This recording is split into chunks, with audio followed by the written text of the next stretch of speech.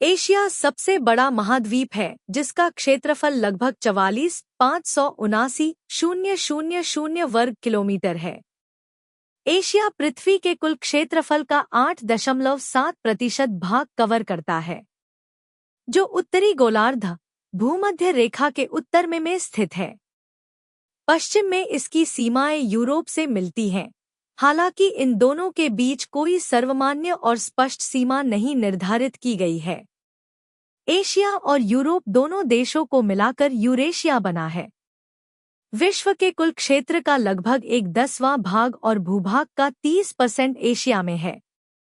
इस महाद्वीप की जनसंख्या अन्य सभी महाद्वीपों की संयुक्त जनसंख्या से अधिक है, जो कुल जनसंख्या का लगभग 3/5वां भाग अथवा 60% है।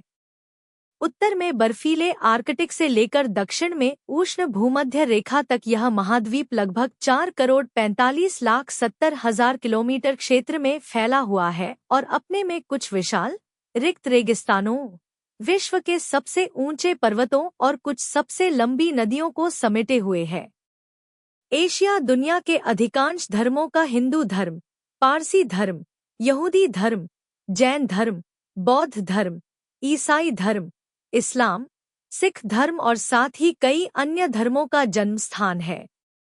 एशिया को 49 देशों में विभाजित किया गया है। उनमें से भारत, जॉर्जिया, अजरबैजान, रूस, कजाकिस्तान और तुर्की अंतर्महाद्वीपीय देश हैं, जो आंशिक रूप से यूरोप में स्थित हैं।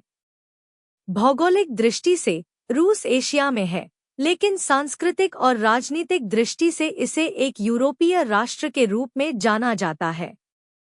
एशिया की अर्थव्यवस्था यूरोप के बाद विश्व की क्रय शक्ति के आधार पर दूसरी सबसे बड़ी अर्थव्यवस्था है। एशिया की अर्थव्यवस्था के अंतर्गत लगभग 4 अरब लोग आते हैं, जो विश्व जनसंख्या का 80% है। एशिया की 5 सबसे बड़ी अर्थव्यवस्थाओं वाले देश हैं।